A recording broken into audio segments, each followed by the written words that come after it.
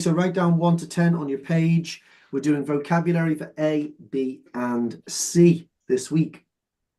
And there's quite a lot of vocabulary, actually. I don't know if we're going to be able to do all of it today. But if not, we'll review it through the week. Okay, so 1 to 10 on your page. And here we go. Some of them might be phrases. Some of them are just words. Okay. Number 1, unnecessary.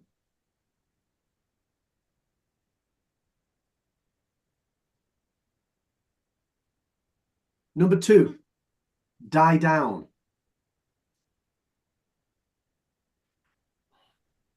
Number 3, do the trick.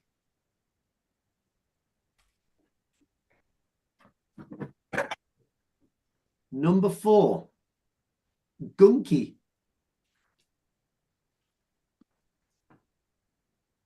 Number 5, hysterical.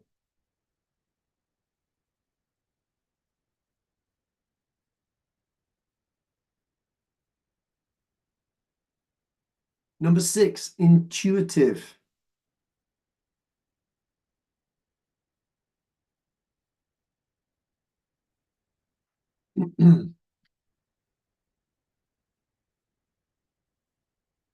Number 7, go down with.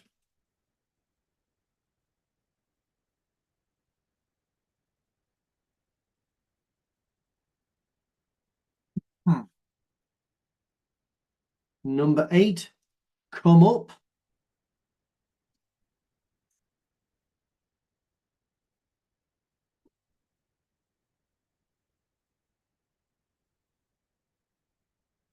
Number 9, irritable.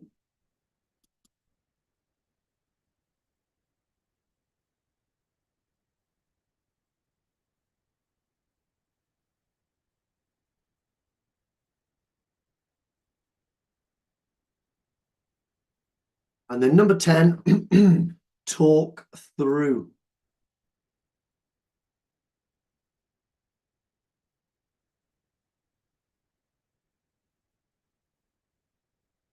Okay, those are the words. Okay, the first thing we're going to do is we're going to go and check those spellings, and then I'm going to put you into groups so you can match them, not with definitions, but with some sentences that could be using the ideas. Okay, so first of all, let's go and have a look at the spelling. Here it is. Okay, in the yellow box there, you can see it. Unnecessary, die down, do the trick, gunky, hysterical, intuitive, go down with. It could be come down with as well. Sometimes people say come down with. Come up, irritable, and talk through. Okay.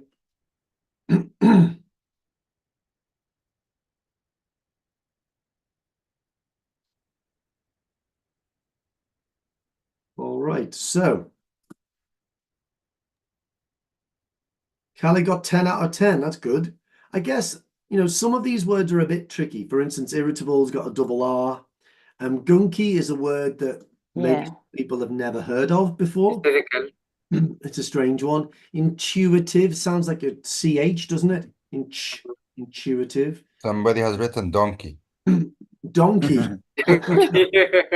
Yes, it was me. It was me. Yeah, I get it.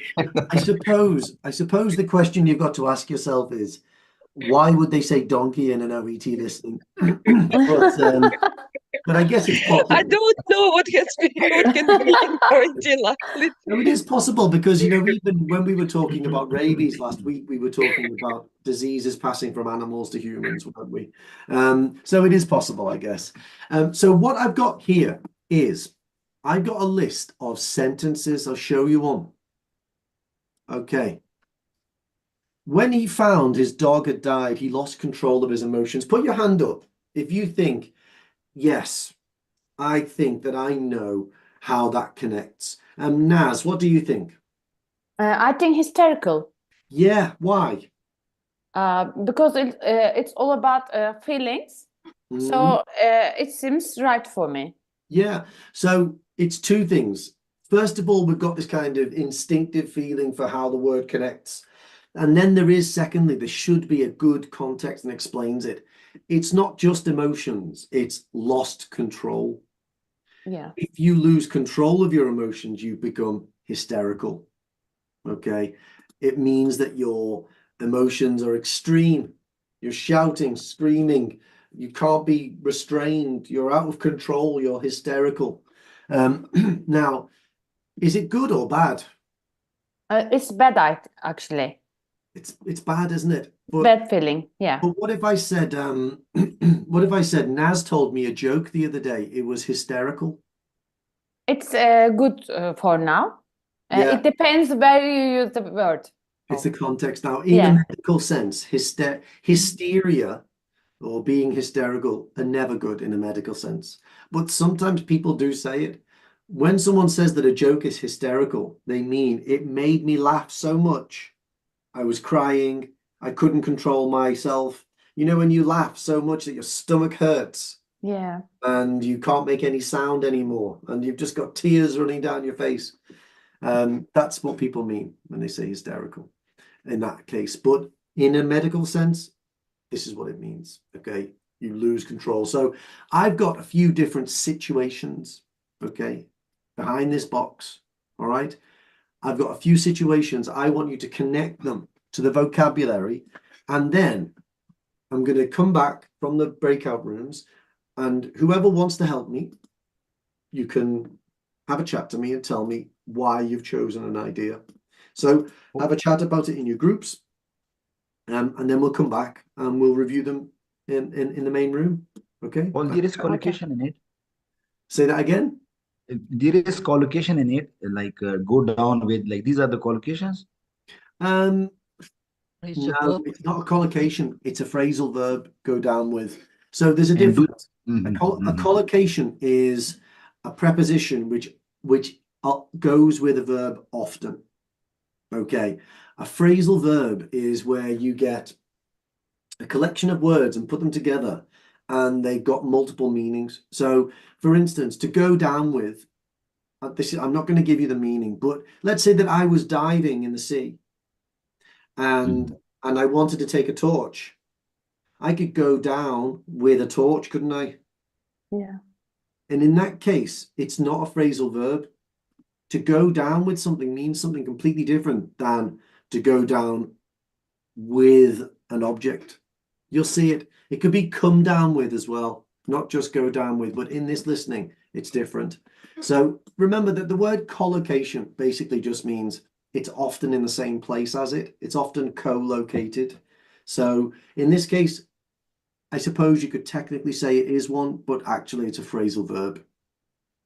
Okay, so collocation is the same meaning in the phrasal verb, change its meaning, like idioms, like. The meaning can change when you collocate with a different preposition. So argue with and argue about, they're different, aren't they? Argue for is different, but you never argue on. You never. So how you differentiate as a native? I mean, if I'm not a native, how can you tell me that this is this and practice. This is this? It's just practice and context. Context is everything, isn't it? If I said, I argued about my mother, then that sounds a bit strange, doesn't it? It's probably argued with my mother. As I said, you never argue on something. You never argue in something. If you say, I argued in a cafe, that's just a preposition of place. In doesn't go with argue. It goes with the cafe. So it's just experience and practice, unfortunately. All right. Thank you. Okay, so I'm going to open these breakout rooms. All right. I'm going to open them now after I've removed this. Here it is. Okay. So try and match the words with the context, with the phrase, and then come back and tell me why.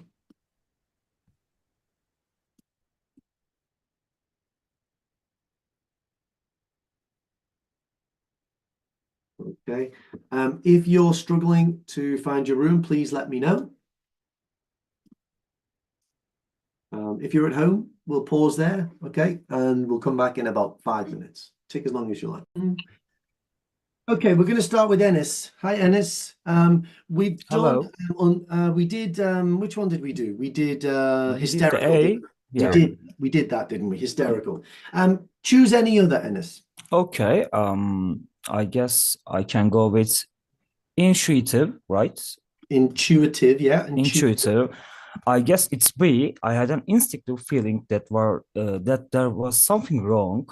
Yeah, absolutely. Intuition is the noun, isn't it? Intuition. Yes. Have you ever just thought, No. there's someone in my house?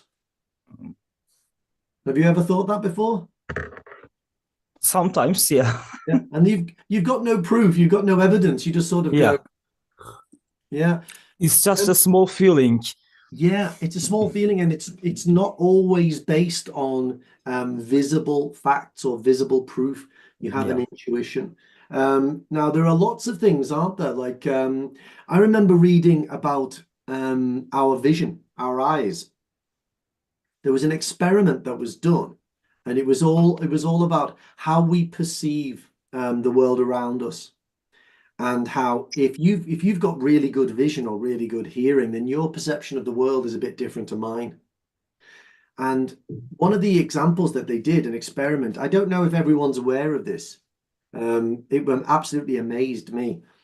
Apparently, the way our eyes see the world is actually upside down. Did anyone else know that? Actually, Yes. actually, the picture of things goes to our retina. That's upside down. It's upside down, and then as it goes up, it gets sort of converted Yes. by the brain. Now, so what they did was they did this experiment where they put mirrors on a person's glasses, and it made the world go upside down again. And it took 2 days for the brain to recorrect and make it perfect again. Now, for me, that was not intuitive. The idea that the world is actually upside down in my eyes and my brain turns it around to understand it properly, that is, for me, that wasn't intuitive. Why would you think that? Okay, when the science shows you it, you understand it, but it wasn't intuitive. It wasn't something that you would inherently, naturally think, which is really interesting. Does anyone know what the opposite of intuitive is? Is the feeling of like very No, one word. What's the angry? opposite? Logical. Scientific or Illogical and Intuitional. intuitive. No, it's not illogical, because something can truly be illogical, and it is illogical, but it might be intuitive for them. So intuition is very personal. It's not really related to logic. Paul, I think a phenomenon must be. A phenomenon is a thing that occurs. A phenomenon, and it's generally used for things which are special or unique, but not always. Okay. No, it's okay. Tell me Like what I'm gonna, materials, maybe. well, I'm going to give you a clue now. Okay, you know when you watch a clock, okay, which way does the hand? Counterintuitive. That's it, yeah. So counter means against, means anti. So if something is intuitive, then it's natural, and you think, oh yeah, I get that, I understand that, that makes sense, yeah, I get that. If it's counterintuitive, it's the opposite. It makes you go, what? No, that can't be right. And then you realize, oh yeah, it is like that. And it's counterintuitive. It doesn't mean that it's wrong. It doesn't mean that it's untrue. It just goes against what you would naturally think. And it's the same with clockwise. When the clock goes like that, tick, tick, tick, tick, tick, tick, tick, tick, tick. If it goes the other way, it's called counterclockwise.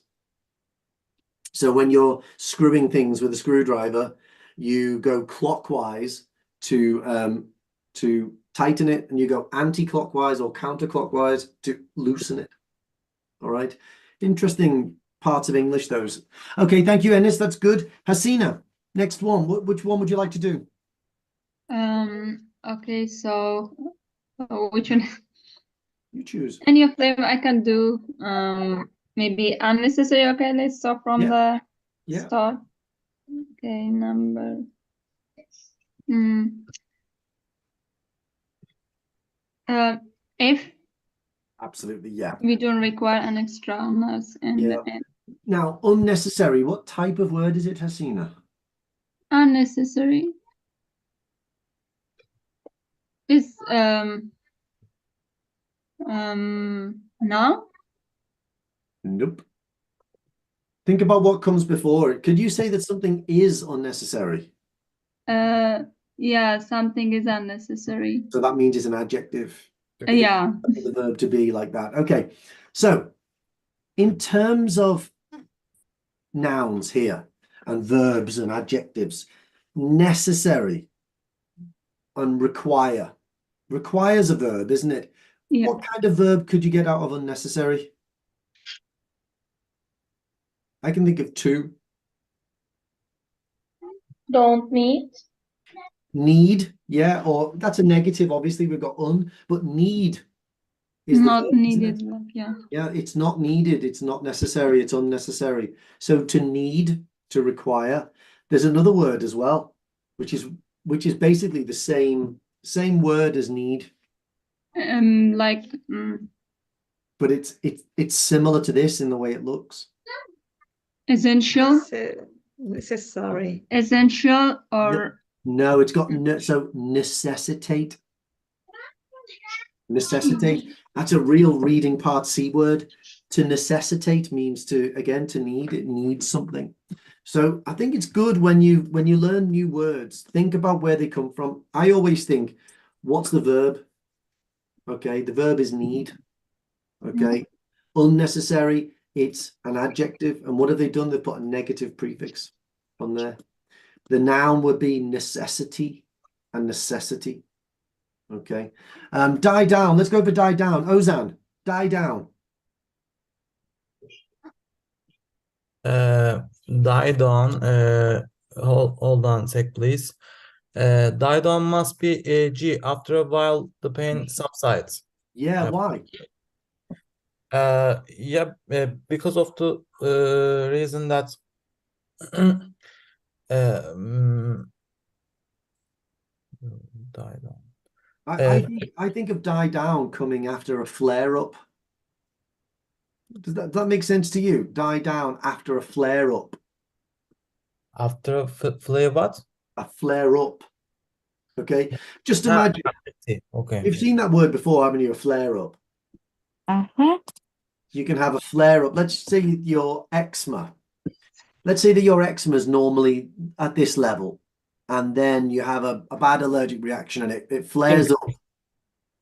And then after a while, it dies down. And it goes back to normal. So that for me would be a flare up. And this process here would be to die down. Does that make sense to you, Ozan? I see, Paul. Yeah, die down, something decrease. Yeah. Yeah, it just decrease. It doesn't decrease immediately. So, you know, if you're in real pain and you have morphine, the pain goes like that, doesn't it? It doesn't die down. But if you've got a headache and you have paracetamol, it seems to just go away gradually, the pain. Gradually, yeah. Yeah, it dies down. So yeah, to die down, but it's not just pain. It's not just symptoms. It can be noise as well. Imagine that you live near a football stadium and the noise builds up. The match happens, there's lots of shouting, and then the crowd go away and the noise dies down again. To die down. Okay, do the trick. Let's go for Parsilla. Do the trick. Do the trick. I think it's E. The infection won't go away immediately, but I think this course of antibiotics should fix the problem.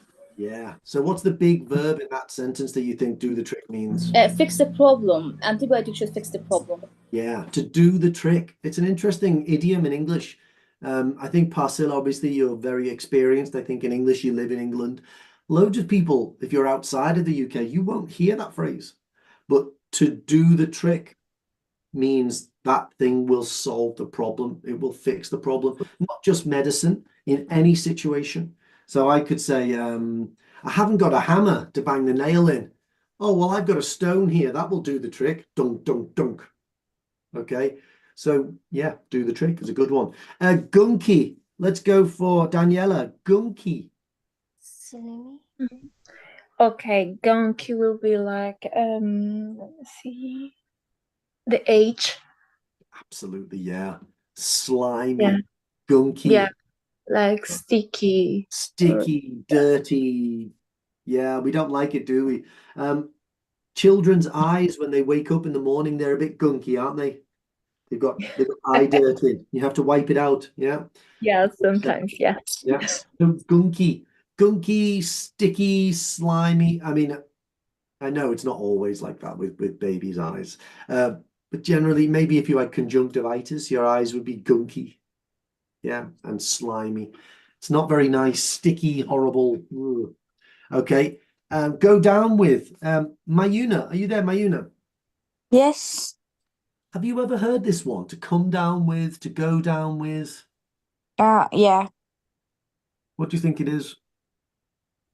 Like, is that she was not well, we found her in a bed. Absolutely, yeah. To come. Now, when was the last time Like you... it's like similar to like go down. Yeah, it's really similar. So when was the last time you came down with an illness? Sorry, I didn't get you. When was the last time you went down with an illness or came down with an illness?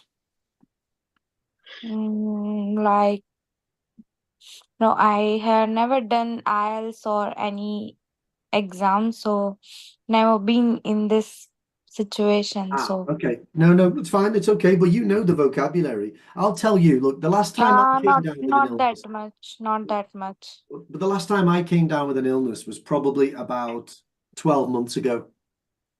Touch wood. Yeah. That means that's the last time I got sick. That's the last time I had symptoms to come down with something or to, often people say she went down with this. And it's an interesting phrase, isn't it? It's a phrasal verb in this case. You have to have this word with. If you dive into the sea, you can go down. You don't need the word with. If you take something with you, then you go down with something. But in this case, you need all of it to go down with some symptoms or an illness. So can we use it in OET writing? Yeah, I think you could actually. It's possible. So let's just say it's at the beginning of the timeline and the patient says something like 4-week history, of symptoms, diarrhea, bloating. You could say, oh, sorry, what could it be? Fever, coughing, fatigue. The patient reported that he had come down with 4 weeks before. Yeah, you could do it, I think. Yeah. It's not informal. It's not informal. Yeah, that he went down with. Yeah, you could use it, but it's very rare that the situation would ever come up where it would be appropriate to say it. It's really only if the patient reports it. Possibly if it was an urgent referral letter. Yesterday, the patient came down with these symptoms. I guess you could possibly use it there as well, but it wouldn't be very common. Okay, come up. It's an interesting one. Come up. Rukaya, what do you think? Come up. The rash just appears overnight. Yeah. Yeah. Was that Rukaya? No. Who was that? Someone just who was it who said that? It was the right answer. Rukaya, would you have said that answer? Yes, I was about to, and she did. Yeah. So I'm thinking of things like hives. They come up, don't they? They just appear on the skin. It's like your skin was flat and normal, and then they just come up out of the skin, don't they? Yeah. So the rash just appeared overnight. It just came up overnight. Yeah, exactly. Then we've got irritable. Charla, are you there?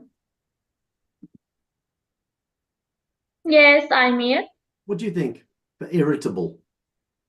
It is recently my mother has been getting angry quite easily. Yeah. Are you irritable sometimes, Charla? Yeah, yes.